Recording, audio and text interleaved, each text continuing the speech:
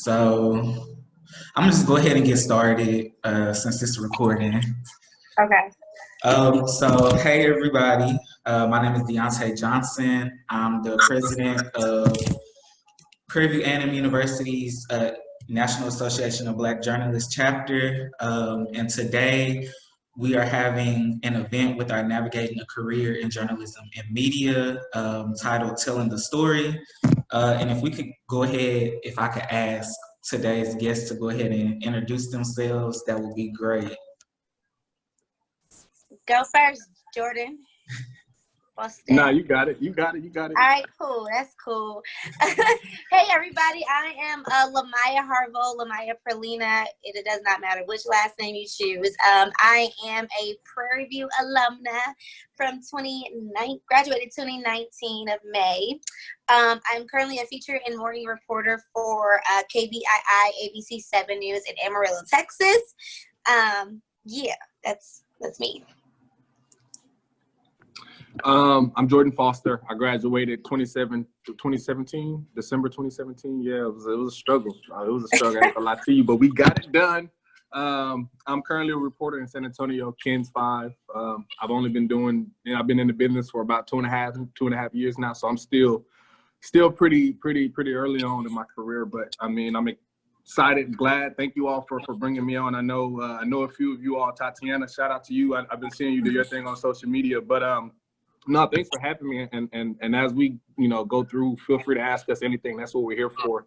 I'm glad that you all are doing this because we didn't have this, when we were in school, and it's needed now more than ever before because when we were in the position to really excel and really start getting the gems we got, it was like, man, if we would have known this, 2 years prior to when we got this information, we might have been able to even, be in a bigger platform or have, created something bigger than what we have been able to do. So I think it's great that you all are able to get this information, as early and as soon as you all are. We're here at your, disposal. We try to help as much as we can. So Thank you both for being here and taking the time out of your night to speak with us. So again, the title of this is Telling the Story. And so mostly what we're going to be talking about is like the importance of reporting and just like the entire, I guess, media industry itself with information sharing and, how people obtain news and things of that sort.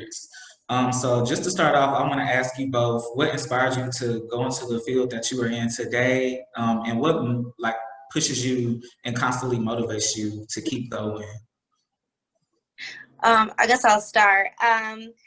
I actually started off in high school. I kind of just remembered I was a weather girl for my high school morning news when I was a senior in high school. And so I just did it because I like to talk and it was something to do in a classroom.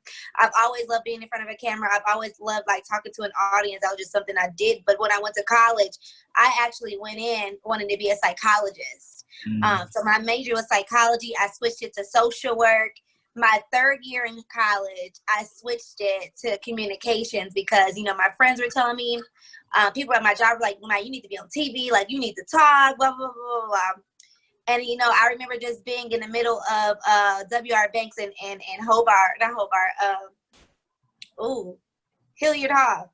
And I just remember saying, what do I want to do? What do I really want to do? And so I just kind of went and I changed my major to communications my junior year in college. And I didn't know I wanted to do news. I just knew I wanted to be on TV and I wanted to tell stories because I love people. I love people's stories. And doors opened for me. I mean, my junior year was really the time where a lot of doors had opened for me. I ended up staying an extra year, of course, in college to get those credits and stuff like that. But from junior year until the time I graduated, I was able to help with PBTV. I was able to help TDV and the things that she was doing. I was really able to kind of learn what I wanted to do. And I was able to intern with different television stations and news stations to get all of that knowledge. And I always knew I wanted my own show. I still say that. I remember Jordan was in a class with me when I said, I'm going to have my own show. And that's still something I want. But this year, being my first year in news, I really realized that I am really good with upbeat stories, and I'm really good with morning news, and I'm good with feature-y stories and being active and all of that stuff. I'm good at making people happy by being on TV. And it's just been a whole journey for me since 2013 when I was on TV telling somebody's weather till now. I'm 24 years old and I'm actually manifesting something that I've been molding myself to do, or God's been molding me to do. Okay. For me, you know, it was kind of similar to LaMyiah, you know, in a sense, right? The communications department found me, but you know, like she said, I when I was in school or at some point, I've always wanted to be on TV. I've always felt like I've had a lot of personality. You know what I'm saying? You know, you had those teachers that tell you talk too much, or you know, you always get in trouble for talking, right? And instead of, you know, disciplining them, it's like figuring out what people are good at and what they like doing, and finding a way to encourage them and push them in that direction so that they can, you know, always cater towards their strengths. For me, I thought I would be doing sports, honestly. When I first decided, okay, I want to go into communications, I thought I was going to be the next Stephen A. Smith. I've always played sports. Yeah, that was kind of, I have, you know, in high school and stuff, I wanted to talk football. You know, I was like, that'd be the perfect job. Wake up, talk football. We used to argue sports in class all the time anyway, so why not just do that on TV and make a career out of it, right? Get paid. The way I found the news department, I was at my first internship at ABC 13, and one of the main anchors, I spoke to everybody. You know, when you're in internships, you want to speak to any and everybody. Hey, how's it going? Good morning, good afternoon, right? So I spoke to everybody, and by, you know, you meet people get used to seeing you. So one day, one of the main anchors, Miss Lawson, pulled me to the side and said, hey, you know, what do you want to do? What's your plan? And I told her, you know, I want to do sports. I want to be the next Stephen A, you know, yada, yada. And she asked me, she was like, you know, she asked me serious. She was like, I want to ask you a serious question. She said, why is it that every time a black man wants to get into TV, they do want to do sports? You know what I'm saying? She was like, we need more, you know, black men, especially in the newsroom. So, and this is like maybe like the first month into my my internship. So she said, you know, I want you to really use this opportunity of being in the newsroom to really get a feel for it, you know, how it's run, what it's like, the atmosphere, the pace, and really give it a shot and give it a try to see if it's something that you may want to do. And even if, you know, and she gave me this example. She said, you know, for every one sports reporter job out there that's available, right? So if you go look, if you're looking for a job coming out of school, for every one sports reporter job, there are about 15, 20 regular reporter jobs. So if anything, you can just go in to get your foot in the door, right? Because it's really just getting in.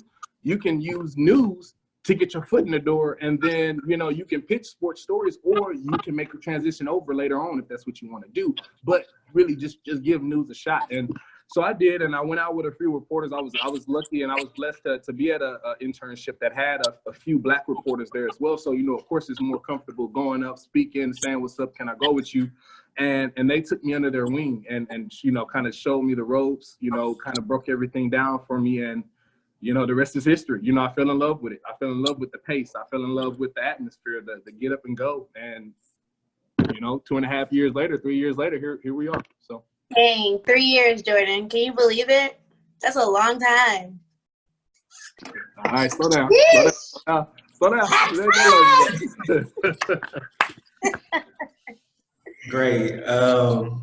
So the next question I have, it was kind of inspired by an event that I took part in 2 weeks ago. And we were just basically talking about how storytelling in news has evolved so much from when it started, and news is being like a subset of original storytelling. And now like reporters and anchors and things of that sort, they're kind of like the gatekeepers of information. So what do you feel is your responsibility as a reporter? And what do you think are the good qualities of a good story and a good reporter? Jordan, you want to start? I think, what was your first question?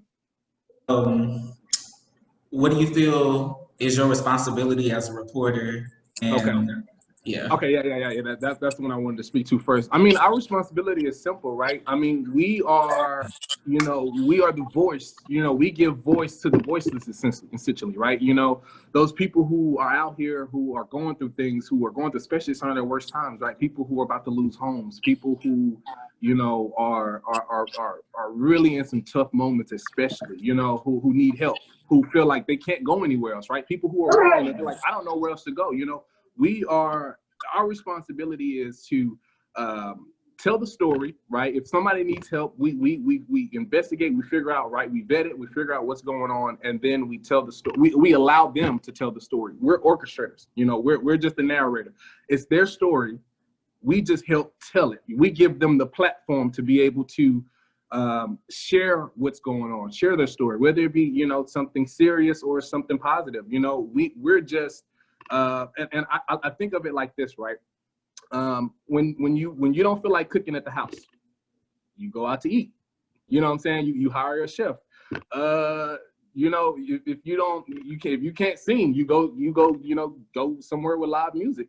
Well, our job is to help other people tell their stories, and we are essentially just give them that platform to be able to say, hey, this is my name and this is what's going on. I need help. And we put out the facts unbiasedly. We investigate, figure out what's right, what's not right. We put the story out, and we allow the viewers to decide which side of the fence they fall on. Maybe they side with this person, maybe they don't side with this person, but that's not our responsibility. We just let people know, right? Inform. We let people know what's going on in your community. You saw that ambulance. You saw 5, 6 police cars fly by your neighborhood and an ambulance and a fire truck. And you was like, what the heck is going on? I'm gonna turn on the news. That's what we're for. That's what we're here for, to inform and let people know what's going on in their community. And I think as far as what makes a good story, honestly, being able to just allow people to tell themselves, what's going on. And honestly, the less you can say in a story and the more you can allow them to say, the better. As long as you have everything is factual, everything is true, and everything is right, more so than anything else, because as journalists, we're put on this pedestal, and we have to make sure that we're on point, with everything we do, whether it be the way we talk, whether it be the facts that we put out, whether it be the story, the elements that we use, whatever. So I want to just say everything that Jordan said, ditto. I always used to say, I want to be the voice to people who think that they don't have a voice. I think everyone has a voice. I think everyone has a tone and a beat that makes the world go round. But one thing that I definitely think makes a good story is being authentic. And I want to speak on it like from a feature reporter point of view, just being authentic and knowing there's rules to this game, but understanding that it's okay to break some of those rules in order to hone into your talent, into your niche, into how you can tell the story. I think it's so important to be able to tell a story differently than how Jordan would tell the story, or how one of my favorite reporters, Coco Dominguez, for Fox 26 News, she's a feature reporter. She tells her stories the way she would say her story, or she would go and do whatever. And people reciprocate it, or they attract more to her because it's different. It's something that no station or nobody there at that station has seen before. So being authentic, also provoking emotion. You want your story to really be relatable, or you want people to really pay attention to your story by really honing into how these people are feeling, how these people are doing. You don't want it to be bland. And that's another thing. Like if you're just starting off, always start with a soundbite first. Always start with an emotion first. You want your story to be impactful. You want people to care. You want people to want to make a difference. You want people to change something about what's going on in the world. And if you're just being an assignment reporter, an investigative reporter, I always say that it's best to start with your emotion. If you're a feature reporter, start with your emotion. Start with excitement. Start with laughter. Start with stuff like that. use sound. Jordan and I talk a lot, and he's told me in some of my stories, you know, use nats, use sounds to tell your story. Kind of engage that person into thinking that they're actually there, actually at the event, actually down the street at that fire or at that shooting. You know, you just kind of want to grab your readers into the TV or your phone for that matter. That's that on that. And two, I just want to speak to her point, because I think she brought up a good point, and it's really learning how to understanding, right, that stories are getting told a lot shorter, right? So you're only getting a minute 15, maybe a minute 30, depending on the station. So you're not getting a lot of time to and a lot of these stories, I mean, they have so many details, they have so many facts. You're going to find yourself in a lot of situations where you're trying to figure out what's important and what needs to stay and what needs to be the fat that needs to be trimmed out. I think, you know, I think that it's important to understand that nowadays people attention spans are so short. I mean, and I'm pretty sure a lot of you all can speak to that. I mean, you get up and you watch a story, you know, you may watch it for like 15, 20 seconds. And if it's not, you know what I'm saying, if nothing really just jumps out at you or really just moves you, right? Before you know it, you thinking about what you gonna have for dinner. Somebody texts you, you get a notification, right? I'm not sure if you all seen that documentary on Netflix talking about how social media work. You get a notification on social media, you're looking down, and now your attention is shot, just like that, right? So I don't necessarily 100% agree that everything should be started with a soundbite, but I think where stories have the emotion, because not every story is going to have emotion, right? And so you don't want to force it and just do a soundbite for the sake of it, right? But those stories that you do have emotions, you know, you talk to that mom who just lost a son due to senseless gun violence, right? And he's 16 and she's crying, you know, sad, right? You start with that, you know, the tears, you know, the crying, right? Because that's really what's going to resonate, right? Because if you watching the news, you have to think, right? What about my story is going to keep me watching, or what would keep me watching? What's the most emotion, right? What's the story surrounding? And that's what you really want to start with so that you can keep people's attention. So. So I know in a previous conversation that we had like maybe a day or two ago, we mentioned like how news should lack bias, or should there be like an ethical responsibility ethical or moral responsibility of news reporters or just news stations in general to mention what's right or wrong? How do you both feel about that? Especially in 2020 with everything that's going on now, should you remain or refrain from being biased or showing bias to certain stories? Or do you think like it's important for you as somebody who is sharing that information or sharing those stories to step up and, you know, kind of sway an audience? I think that, go ahead, Jordan. No, you got it. I actually used to ask about this a lot because I'm seeing more and more journalists kind of putting their opinions out there, but then my mom was like, well, is it really your opinion or is it really a fact? When the George Floyd incident, be quiet. When the George Floyd incident happened, so many people were like, you know, this is awful. This is devastating. This is ridiculous. This shouldn't happen anymore. Reporters were saying that, but they're not just saying it because it's the black man. They're saying it because here are the facts. And this is wrong, you know. But I think that you should always strive to be non-biased, to report the facts without putting any opinion in it. But I'm battling that with myself as well. Like, I'm seeing so many more people, especially like on CNN and stuff, they're always voicing their opinion. So I really don't have a full answer for that. Yeah, and I think that's why I think it's a difference, right, between a news reporter and an analyst, right? Yeah, right? A commentary analyst, right? Because that's what analysts do. Analysts kind of analyze the situation and give what they feel or break it down in their opinion how things went or whatever. And CNN is more political analyst, so that's why you hear a lot of the opinions with it.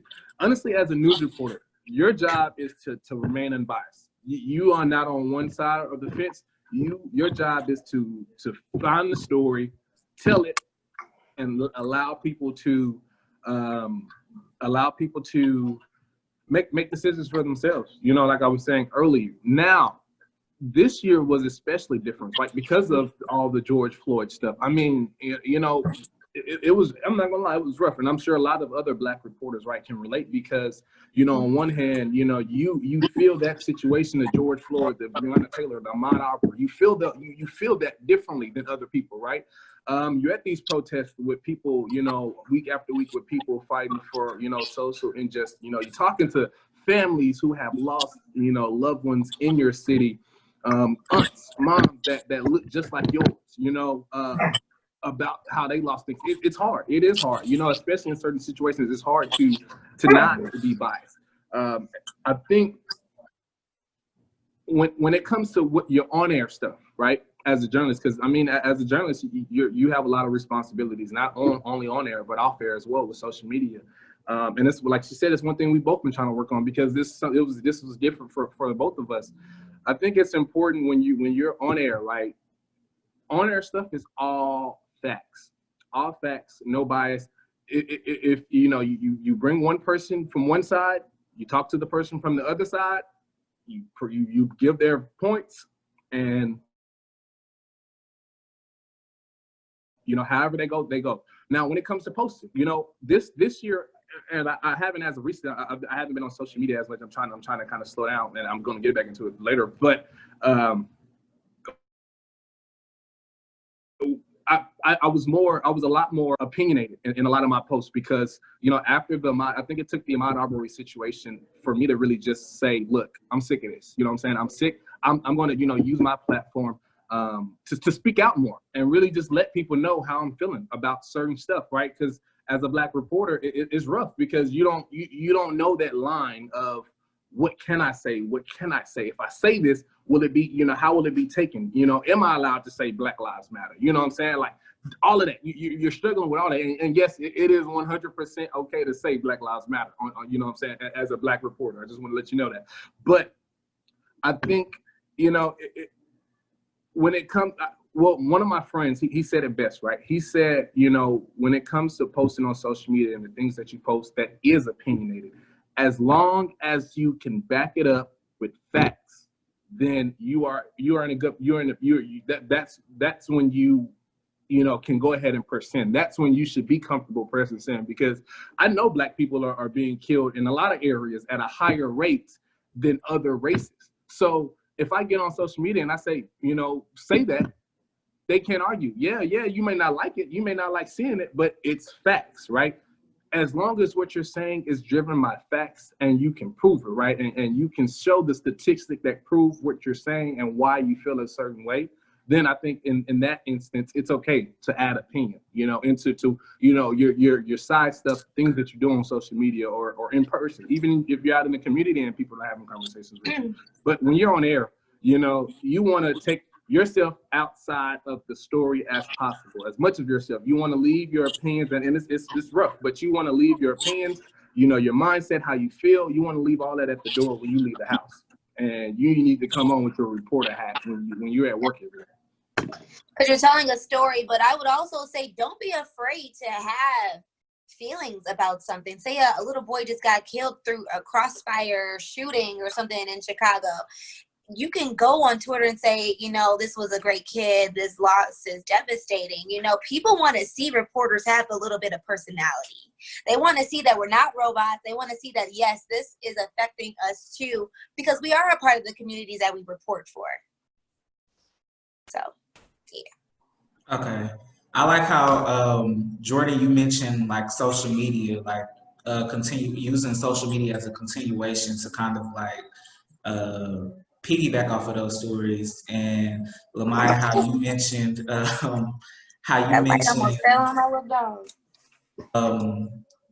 you know, those social media users wanting to see reporters kind of have a personality or emotions, and knowing that people look towards you to provide this information, and it's kind of like whatever you say is what they are going to initially believe. So what do you feel is the increased importance of using social media as a continuation of storytelling off the air? And is that something that you personally do yourself? Well, honestly, and you know, for any reporter out there, the way the business is now, social media is your job. That is your TV. They like literally they tell you to post, right? Because they want you to engage with people, like,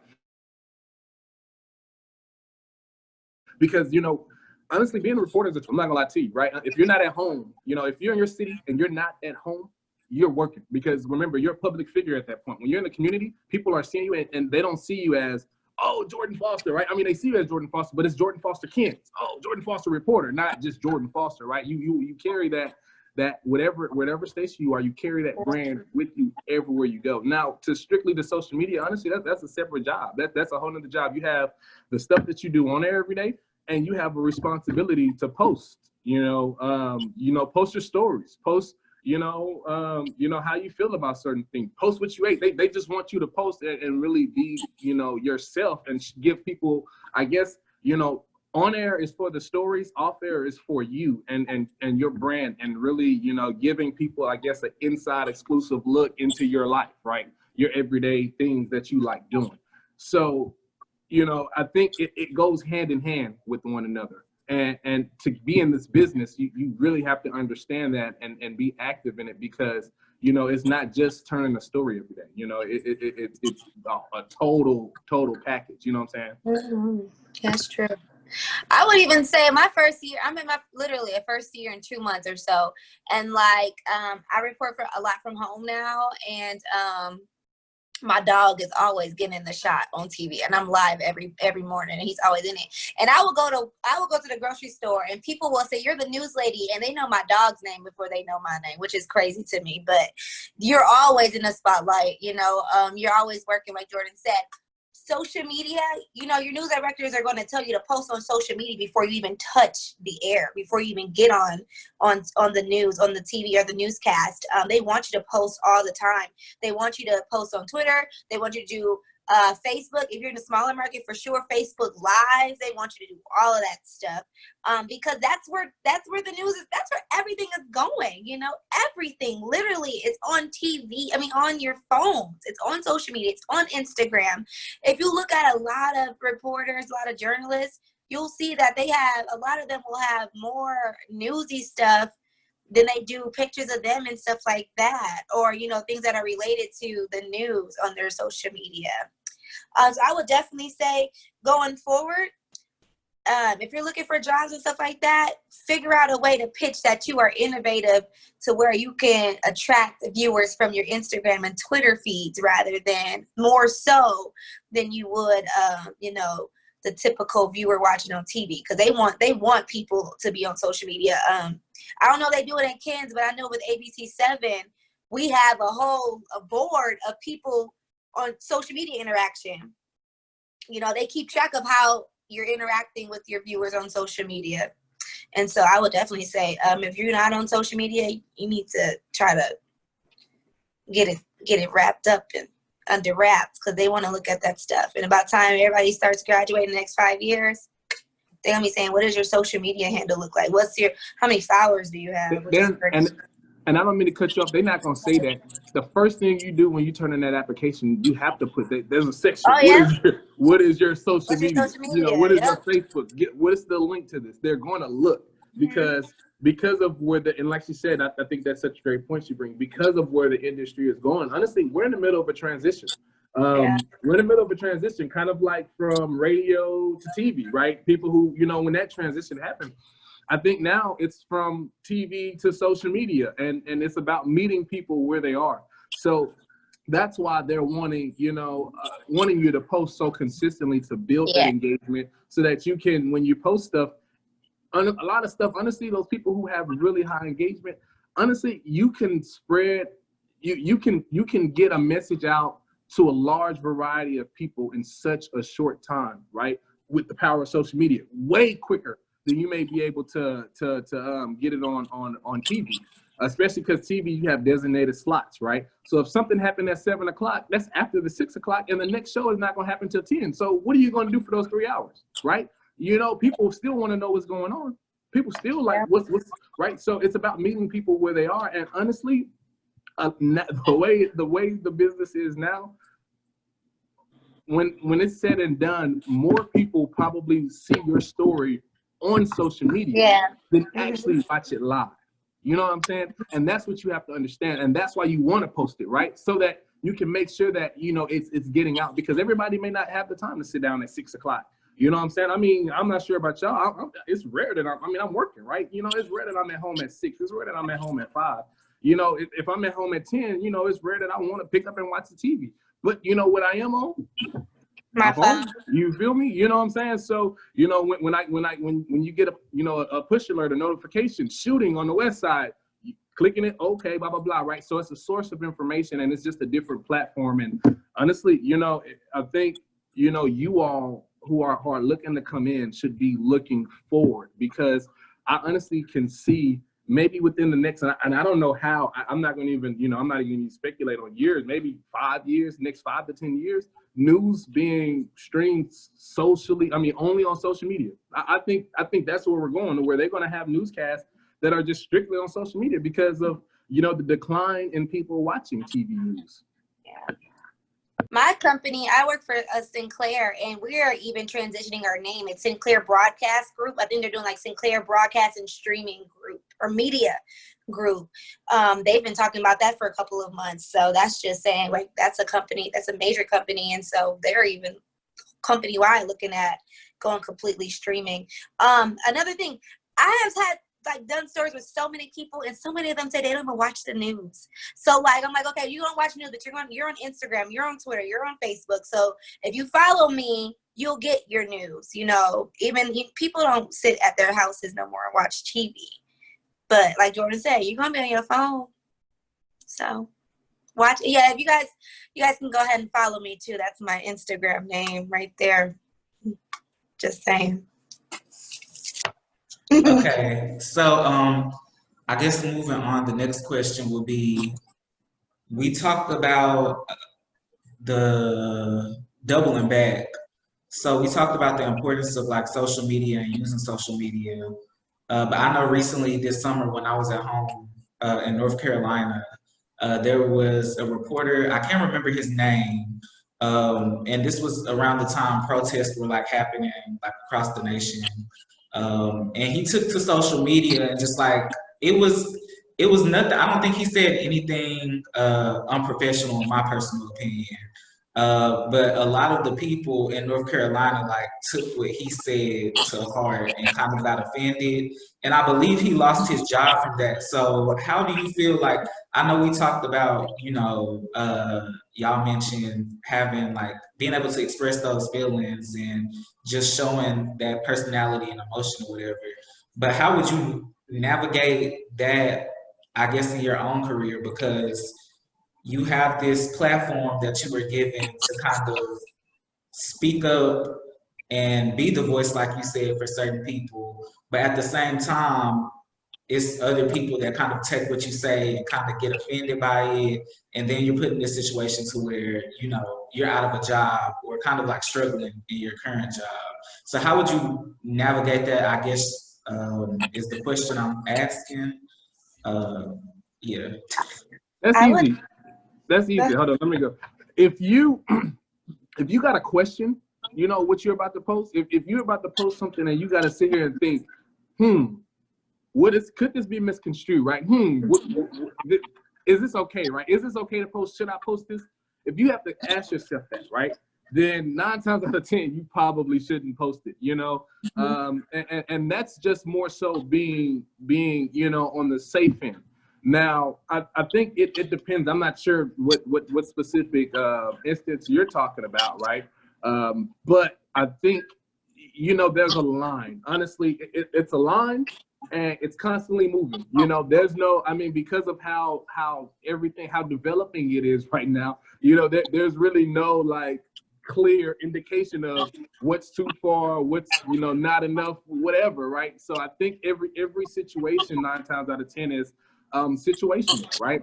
Now, just because some people are offended by what you said doesn't mean you're necessarily wrong. Because, I mean, if you think about it, when you tell a story, not every story, you know, there's going to be maybe a good person in the story who's portrayed as a good thing, and then there may be somebody who is portrayed as, you know what I'm saying, from you know, what this person is saying, maybe somebody who not have to, you know, portrayed as what they would like.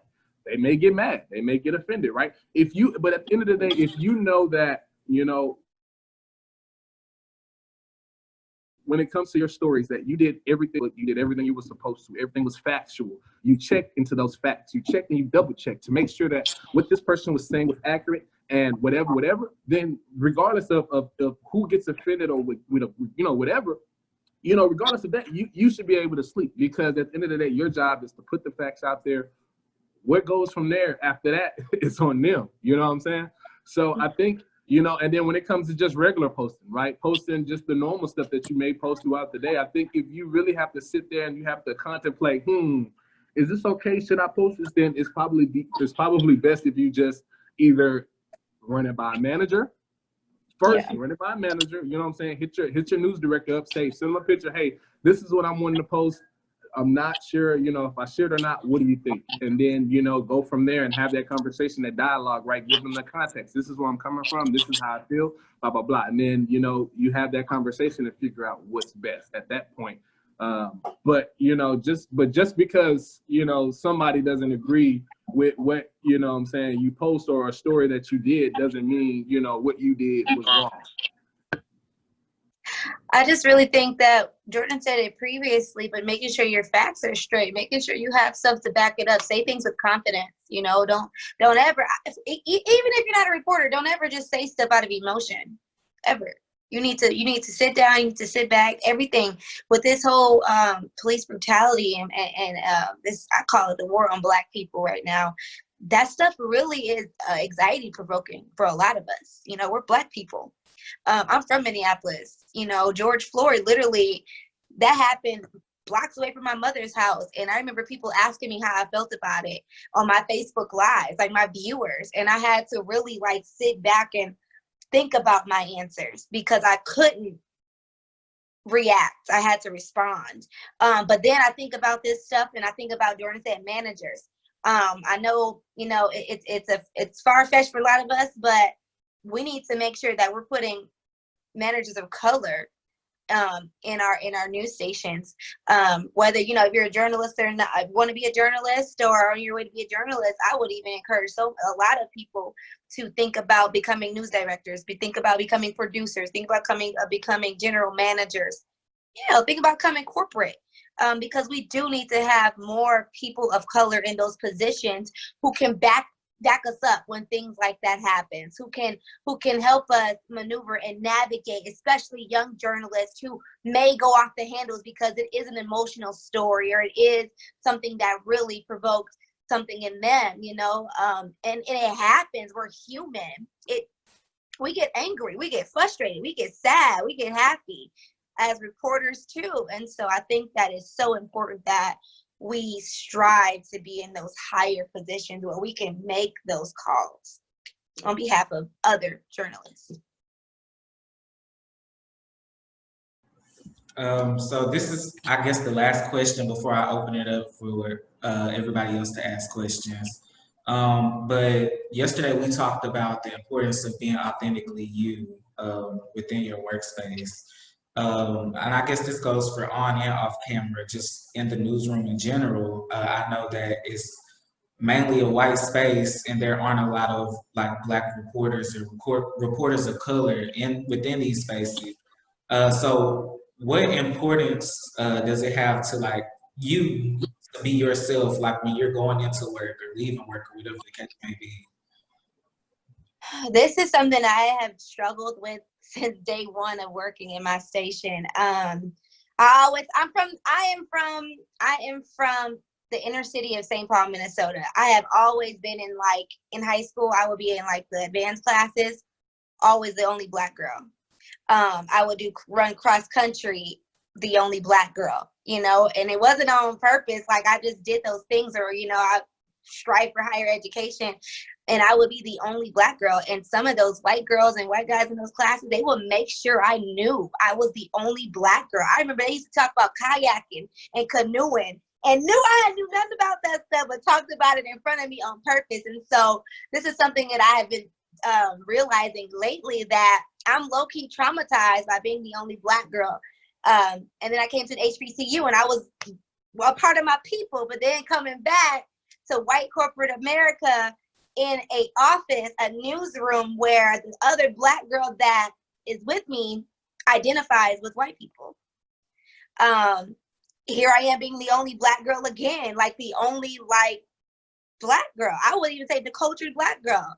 And it was hard. It was hard. It's still very hard. I felt very isolated. One point I would try to relate to them or try to change how I spoke and change how I moved. And it was stressful. It was like, I cannot do that. Like, that's not me. And so I had to talk to my mentors, my friends, and I had to really come to this understanding that it is so important to be who you are, knowing who you are and staying true to who you are, because my news director didn't hire me because I related to white people, or he didn't hire me because I was talking like how they would talk on air. He hired me because of my personality and my story ideas and the reason, whatever reason, because who I was. He didn't hire me to change. And so once I became a morning reporter, I started really like, this is who I am. This is my personality. This is how I move. This is how I talk. These are the stories I like. And people started to notice me for those things. Of course, I am in Amarillo, Texas. It's a 6% Black population. I get some of those emails like, she's ghetto, or her grammar this and her grammar there, because I will say yeah instead of yes. And those things definitely used to hit me hard. Like, Mom, they think I'm ghetto because I don't talk like them. I don't talk like a robot. And my mom's like, you have perfect grammar, you have perfect vocabulary. And they were like, just because you may be like, yeah, or you're fun and you're vibrant, that doesn't make you ghetto. It doesn't make you different. And if it does make you different, so what? They still gonna watch. And if they don't, they got 2 other stations they can watch. White galore if they want to. But the thing with our stations is there's all Black people in the morning show on every station. So you can't get away from us. But I don't know, guys. I kind of just went on a tangent there, but I think it's so important to really just be true to you. Be true to you, even if it's hard, even if you feel isolated, just know like somebody is looking for that in you. They're looking for that that they're missing in their newsroom. And so if you have it, flaunt it. That's all I gotta say. I think everything LaMyiah said was, 100% correct. I think, and as well, first off, I see David in the chat, bro. What's up, bro?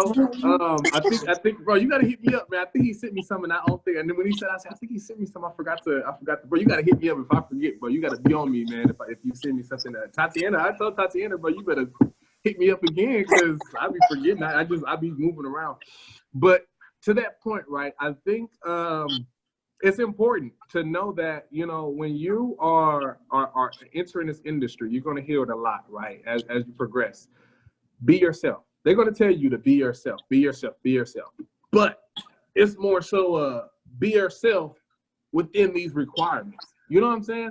And like she said, right, it's something even to this day I'm still working on, trying to really, figure out, who I am as a reporter. Because there are a lot of times when and it's crazy. I was talking to Laura earlier. We was talking about this, and there are times where they tell you to be yourself, but then you be yourself, and they're like, oh well, no, we meant more this way, right? And so it's understanding the basics. You all need the basics. When you all in your first station, you're gonna suck. You're gonna be working, right? And it's gonna be bad. You're gonna have some great days. You're gonna have a lot of bad days. But it's important to get the basics down so that when you do progress, already the right way to do it, or the not even the right way to do it. The framework, right? Because storytelling, no matter if you're telling a joke story, if you're telling, a movie story, right? If you're telling a news story, the way a story is told, the format is all the same. The way you tell the story, free game, right? So the format is all the same. The way you tell the story is free game. It's up to you. These are your stories, right? And the way that you tell a certain story, especially when you get to a point and you understand who you are as a journalist. Well, like she said, Coco Dominguez has a certain way that she tells a story that nobody else can tell it. And when you can figure out who you are as a journalist and your way of storytelling and the way you like to storytell, the words that you like to use, you're going to have a lot more confidence in your work, and then that's going to make you stand out from the next person. Yeah. For me, it was rough, you know, and it's still hard because, you know, you'll write your script, you know, how you would say it, whatever, you send it to your managers, they'll send it back, especially in the beginning, they'll send it back with all these changes, all these words that you wouldn't use, you know, and in your first couple of years, you just gotta have to deal with it, right? You gotta have to get used to it. And as you progress, you'll kind of learn, right, what's acceptable, what's not acceptable, but it's going to be a struggle, but it's up to you to figure out who you are as a reporter. You know what I'm saying? What words that you use, and when you are in those positions, the where you find words, right? Say they put in, the suspect was at the 1600 block, and authorities say like, no, you wouldn't. That's not how you would say it, right? No, this person was shot. Police say he was shot 5 times on the northwest side. And they got there, whatever, right? He was transported. They took him, right? It's all about understanding, you know, the framework of it. And then once you understand the framework, then you can start molding and figuring out, okay, now who am I within this, right? Outside of this, how can I tell this story that's true to me? That's how I would tell it to my mom. That's what they say. Tell it how you would tell your mom. It's hard for me to do it because I have bad anyway, but you know, you have to know, right? Once as you do it, and honestly, it's experience. I think it all comes down to experience. Honestly, the more you do it, the more you get up every day, put on that reporter hat, and do your thing. The easier it's going to get. The more you learn, and the more you really understand, you know, what that bubble looks like. You know, of you know, who is Tatiana, who is D'antae, right? As a journalist. And once you figure that out, you know, it's important to always stay true to you. Like LaMyiah said, I'm sorry, I'm kind of going long, but like LaMyiah said, you're there for a reason. You know, so what? It seems like you're only telling Black stories. Well, the Black people rock with you. You supposed to, like, you know what I'm saying? Do you not tell to Black stories, right? Because you know, like, no, it's about being true to you and understanding what you're there for and why you're in the business in general, right? And you offer that perspective in a lot of cases that other people don't necessarily get to see or get to even hear, because you come with a different perspective from other people. So I think once you really figure out who you are as a person, it'll make everything, you know, really just go smoothly. And once you are in those positions, if you feel like, you know, you say it, they send me a script and it has all these words that I don't use. Well, I'm not gonna get up there and try to force it on air, because then you are self-conscious. You're on air, you already, because it's live, right? So now you're trying to figure out this word, like you get tripped up. So, you know, then I think that's when the dialogue, right? And it's okay to call your manager and say, hey, you put this word in there, but I'm gonna say it this way. Is it okay? Because, you know, I'm not used to, you know, that's blah, blah, blah. I'm gonna say it this way instead of that way. Or honestly, sometimes you may even just, and then no quote, but I mean, when you get to a certain point, you can just change it, right? Without, you know, minor changes without necessarily reaching out. Because even to this day, they'll send me stuff and I'm like, nope. I ain't saying that. You know what I'm saying? Nope, I'm not doing it. I am not saying that like that. Like that, you know what I'm saying? Because it just, because when you're talking like that, you're not going to be comfortable. And if you're not comfortable, the viewers are going to be able, that non-comfortability is going to come off on air. And you want to remember, like, you just always want to stay true to you. Like she was saying, always just stay true to you. If you believe in it, fight for it. You have an opinion. Your opinion matters, right? You give it.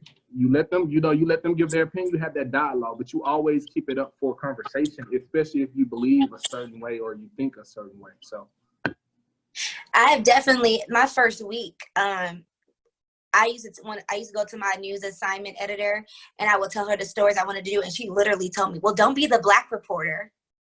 And I remember trying to switch everything up. Like, okay, well, maybe I shouldn't do that. Maybe I shouldn't back myself in. And I was like, you know what? F that.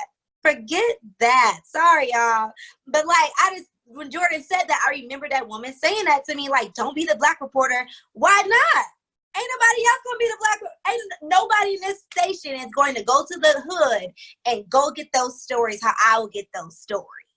And I had to let her know. Well, I didn't even let her know, but I had to let the world know. Okay. I had to do my Black stories. But then I also would definitely say be open to critiques. Everything is objective in this industry. Everybody's going to have an opinion about you. Everybody's going to have an opinion about your stories. You are not the same as anyone in that station. Your interests may change. I wanted to do hard news when I first came, but now I do those cultural stories, and I love doing those featurey upbeat stories. And that's just through my experience, you know, just doing everything and learning who I was as a woman, as a Black woman, and as a Black reporter. Yeah. Okay, so like I said, that was the last question. So if any of you all currently in the chat have any questions that you want to ask, this is your time to do so. Yeah, I can go. My question. I can go first. I just want to first introduce myself. My name is David Killing, and I'm an aspiring sports journalist and news journalist.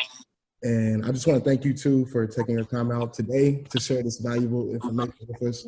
Really appreciate that. But the question I have for you two, what is an important lesson that you have learned in this industry that can make or break you as a reporter? An important lesson that we've learned just being in the industry? Yeah, that can make or break you. Like when you started your career, you're like, I need to be on my game, or I need to definitely know this. Just the progress. Like we said before, you have to know how to edit. You have to know how to shoot. You edit video. You have to know how to pick up a camera, shoot your own stuff, and you have to know how to write. You have to know the basic format of telling a news story, right? That's where it starts. If you don't know how to do those three things, then you need to get on it, because off rip, that's what they're looking for. This industry is changing. They're trying to cut as much funding, cut as much money, right, out of it, with cutting photographers, cutting editors, whatever they can cut, and whatever extra that they can maybe put on some other people or whatever, they're going to try to do that, right? So you need to know how to do each one of those. And then in your first market, as a sports or news reporter, you're going to be doing all of that yourself. Honestly, you're going to be doing all of that yourself. Of course, you have the resources, you have the people there to ask for help and get help along the way. And hey, I want to do this with my story. I don't know how to do this. Could you help me, right? You'll be able, but you're going to be doing the framework and everything by yourself. So that's the first thing you need to know. One thing I would say, is just, I wish I would have done a better job. You have to understand that once you put something on air, it's word. It's out there. Once you put something on social media, it's out there, right? So it's making sure that everything that you do is double and triple checked, because you want to make sure everything that you put out is 100% accurate. Because the moment, especially being Black, your room for error is so much smaller, right? So when you want to make sure that everything you're putting on is 100% accurate, because the moment you don't, your credibility gets shot down a little bit, right? And then the more you do it, and as a journalist, all you have is like your mama said, all you got is your word. As a journalist, all you have is your credibility. And if you're known for constantly messing up, you're known for always giving wrong information, wrong facts, or whatever, people aren't going to trust the content and stuff that you're putting out. And then the last point, honestly, it's not going to be easy. It's not going to be hard. I mean, it's going to be hard, but it's going to have its good moments, but it's going to have its bad moments. And it's just understanding, always having in the back of your mind where it is you want to go, right? And it's something I tell LaMyiah all the time, because it's rough being in your first market. I tell her, your first market is supposed to suck. If you go to your first market and it doesn't suck, you really are lucky, because your first market is built to suck. That's just the way it is. You're underpaid and overworked. So but it's not about what you do at your market every day. It's about where you're trying to go. And like I tell LaMyiah, you're not working to stay in Amarillo. So, you get what you need out of Amarillo to set you up to get to where you want to go, so that you don't have to go back to another Amarillo, right? So just understand that, you have to always find your motivation, always know what your motivation is. For me, you know, is success. You know, my mom is a single parent. She, you know, she busted her ass to get me this far. And I mean, she's just such a dope woman. And I want to be able to get to a point to where she's not working no more, where I can get her a big fat house and whatever car she wants, right? That's what I'm working towards, because I want to be able to get her everything she wants, because honestly, she was able to give me everything that I wanted growing up. So always understanding and keeping that in the back of your mind for those rough times, so that you know the end goal, right? The end goal is where you're trying to go. And you have to be a hustler. Honestly, you're going to have to hustle. You're going to have to hustle. Like, if you're not trying to get in and grind every day, man, like, and don't get me wrong, it's not every day, right? But 85% of the days, you're going to have to hustle. You know, that's what a reporter is, you know, getting in the streets, getting there, talking to people, working to find those stories, calling people over and over again. When they don't call you back, it's going to suck. You're going to be like, oh my gosh, I don't want to blow these people up. You're going to have to, like, you know what I'm saying? That's the way it goes. You're going to have to get comfortable with, you know, calling moms, calling wives of lost loved ones, right? You know, it's going to be rough, but that's when you add that empathy of yourself, and it's about the approach, and that's something totally different. But it's the same hustle that y'all have when y'all in school. It should never stop. That just needs to translate over into the real world. So I'll make mine really quickly. I'm everything Jordan said. Yeah, ditto. I'm an experience type of girl. I always dwell in my experience, and I will tell you that when you're searching for a job, understand everybody's experience is different. Jordan got a job right out of college. It took me 3 months, and I applied to hundreds of markets, hundreds of no's, and you're too small, and your voice isn't right, your hair is too big, you're too skinny, you're too short.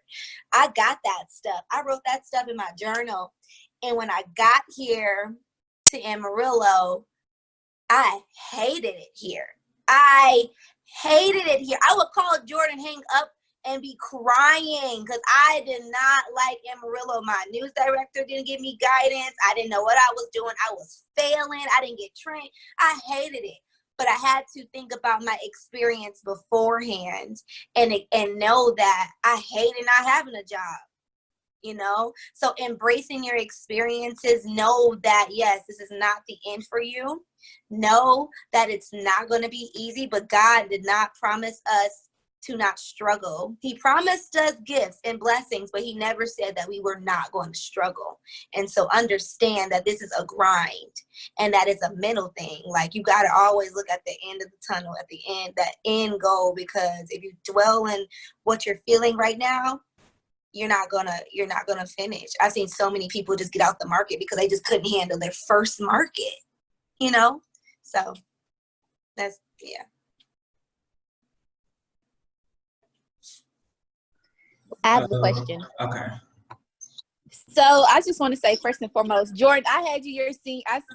We had class together your senior year, physical science, with Dr. Pugathara, and Yep. just seeing your growth, like, it's amazing. It's inspiring. It's beautiful. Like, and so, but my question is, like, I know people always talk about, you know, you have to write, you have to follow this kind of template for, you know, broadcast journalism and this and that and whatnot. I was wondering, like, could you guys share some of your packages or some of your, like, you know, work for us to actually see what we actually have to learn and do, you know? I'll do you one better. Every time somebody asks me, you know, as far as a student, you know, as far as a reel, honestly, my reel that I made coming out of college is still on YouTube. You know, I keep it up for a reason. The stories that I pulled out my phone and would go to these certain events. I saw Tatiana pull out her phone and do a couple stories right around PV. Those stories that I did, you know what I'm saying? They're still, I'm pretty sure that they're on YouTube. You know what I'm saying? And I have more stuff, right, that you know that we can definitely continue to send. But I honestly, I like people, especially students, to see the stuff that we were doing, you know, when we were in school, because honestly, you know, when you look at the stuff that I'm doing now, you know, there's nothing compared to what, you know, we were doing years ago. Because remember, every day we're learning, every day we're growing, and I'm talking the power of just time. You know what I'm saying? Like, thank Jesus for time and growth, because that's honestly the true measure. Like, some things, you know, you're not, you know, and like this is what I was telling Laura earlier, right? Some people are more gifted than others. Some people, you know, I out the gate, you know, stronger, you know, in certain areas than other people are. So it's about understanding your talents and all that stuff, what you're strong in, and tuning up your weaknesses.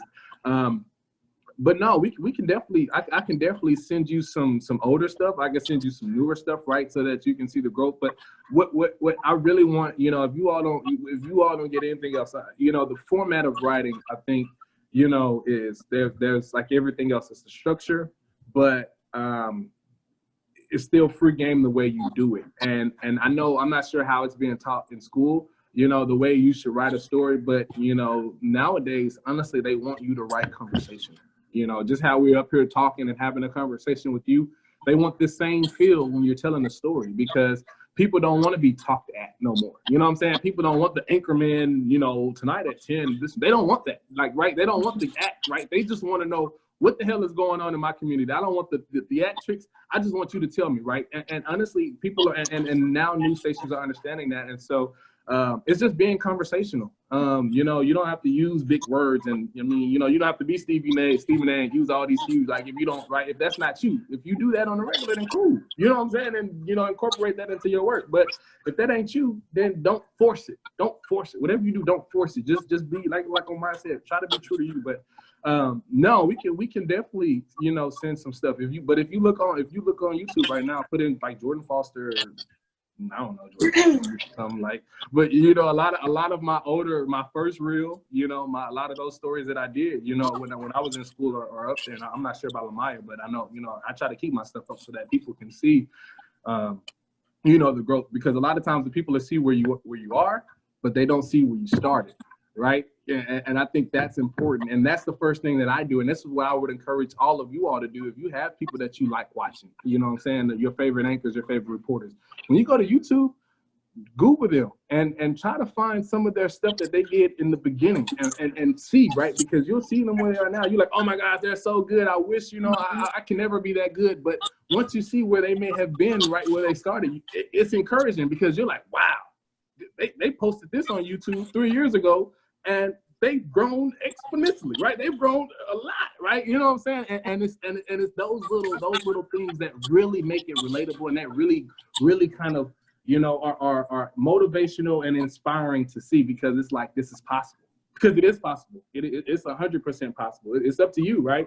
So I hope that answered your question. I know it's kind of long-winded answer, but yeah, no, it's up. And then like, as you follow us on social media, you know, we try to get our stories posted every day. So if you're just looking for everyday stuff, you know, to maybe look at, to model, then, you know, definitely, you know, follow us and, you know, watch the things that we post. You know, I know Tatiana, shout out to you. She be showing love. I'll be like, yes, ma'am. Oh, Yeah. I'll be like, yeah.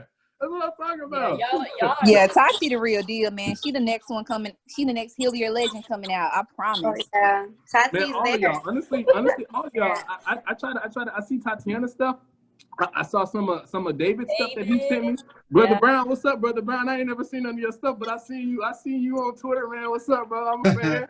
So, you know, honestly, the fact that you all are here, you know, Brother Brown, this is where it starts. He is this on is where Twitter. it starts. I like him. Hi, how you doing? Good. My stuff is on Facebook. Yes, my stuff is on my reporter page on Facebook as well. All of my stories I post every day on my reporter page on Facebook. But if you're looking for stuff, they're also on YouTube. Just look up my name and LaMyiah Harbel, Harbel. All of my stuff. Now, if you're looking at like a structure, how a story's supposed to go, you know, like, you know, sound bites, script, whatever.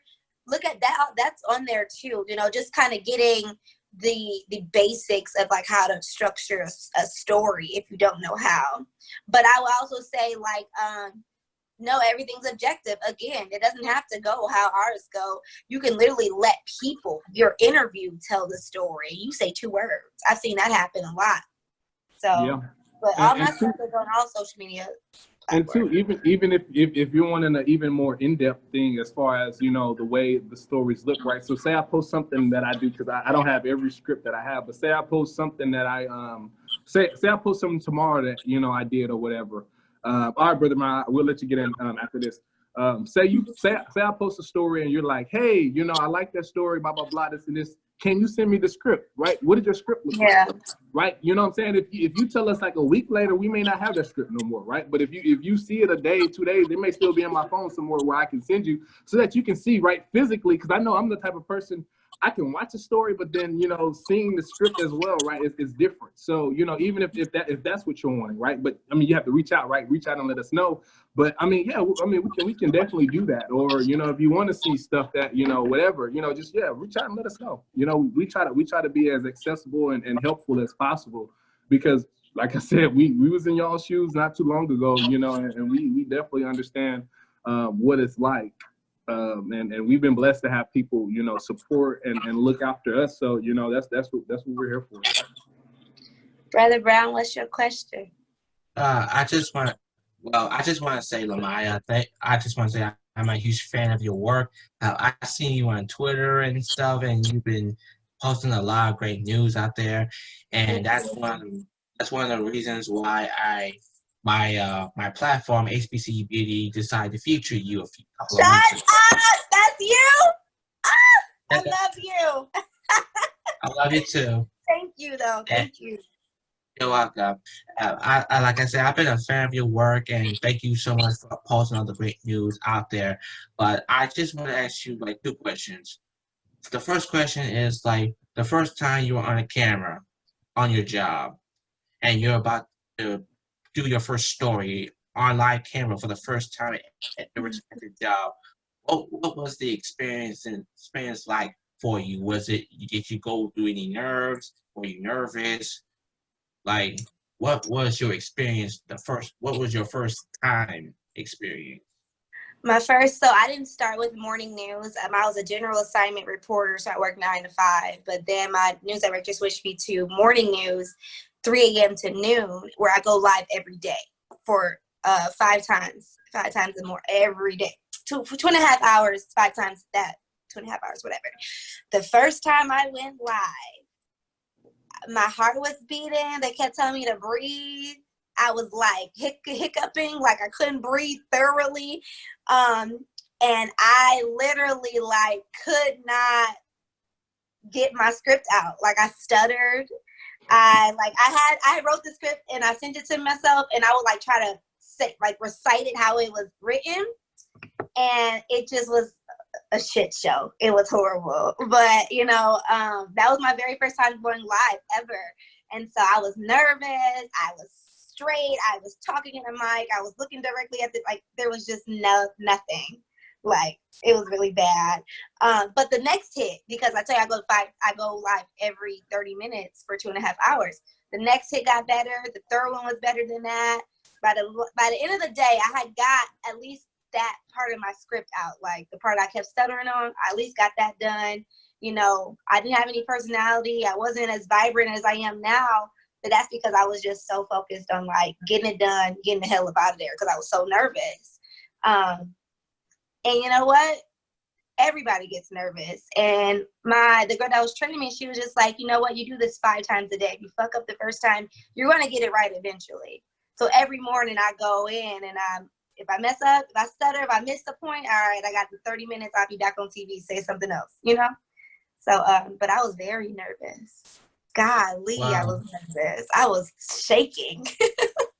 It's so funny thinking about it because it was literally a year ago. No, and you know, I think that first, go ahead, I'm sorry. This is going to be short because I know, because I understand what LaMyiah went through, like the first time being on a camera.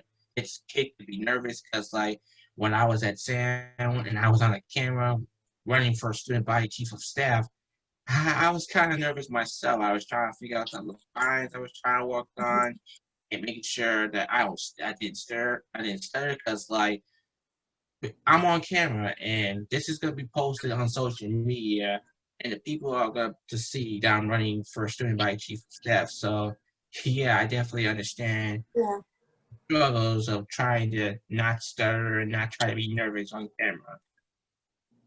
Honestly, there's nothing you can do about that. Like, you're going to be nervous. Your first time that you go live, you're going to be nervous because you're going to be like, oh shoot, I'm live. Like, you know what I'm saying? All these Like, people are watching. like that really, it really is a nerve-wracking, you know, thing. And even, you know, to this day, I may still get some butterflies before certain stories, more so if I don't feel comfortable with the script, like I don't know the script completely. But you're going to be nervous. And I think it's more so, you know, you can't be afraid to stutter, because if you stutter, you know, you have to understand people only remember what you do if you stop, or if you make it a point, or if you correct yourself. If you make a mistake, you just got to press through. Honestly, there have been some times I've gotten up there and I've said some stuff and I know in my head it don't make sense, but you know what? I'm gonna keep trucking through, because once you stop, because once you stop and those nerves hit, and like that's when the stuttering already happened. And I give you a good point real quick. My first time that I went live in Beaumont, actually was a pretty good live shot. It actually went really good for my first one. And then I went home. And then I went to the store. I think I had a live shot at noon. It was a bank robbery. And then I was back in the studio for 4 and 5 and 6, you know, doing like live in the studio, both sides. So I had a good live shot. I'm feeling good. I'm like, okay, you know what I'm saying? That went really well, blah, blah, blah, blah, blah. And literally that same day later on, I probably had one of the worst performances on camera. I stuttered and it was bad. It was pretty bad. I haven't showed a lot of people that, but it was really bad. It was really bad.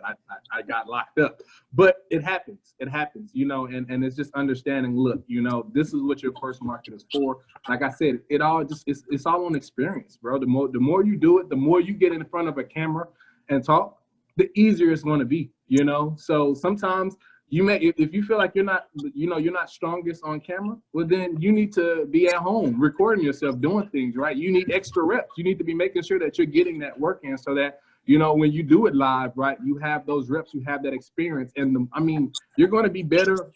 You're going to be better your 35th live shot than you were your second.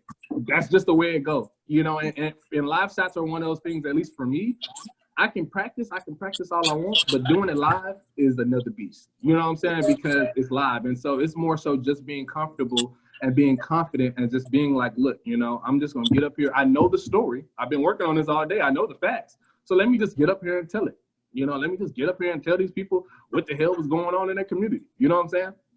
Mm-hmm. Thank you for that. I appreciate the encouraging words, Jordan. LaMyiah, again, I love you so much. I love your work. Thank you. I love you Right. back, man. Keep going, being great. Amen to that. Okay. Love you. Well, we're like running out of time right now. So I just want to say thank you to Jordan and LaMyiah for taking the time out of your nights to come speak with us. It was so much information that you all shared, and we are all appreciative of you two being here. And I hope everybody has a great night, and thank you all for being here and just taking part in this discussion. And I believe we have one more final discussion tomorrow. I'll try to get that information out to you all. But I just want to say good night and thank you all, and talk to y'all later. Thank you.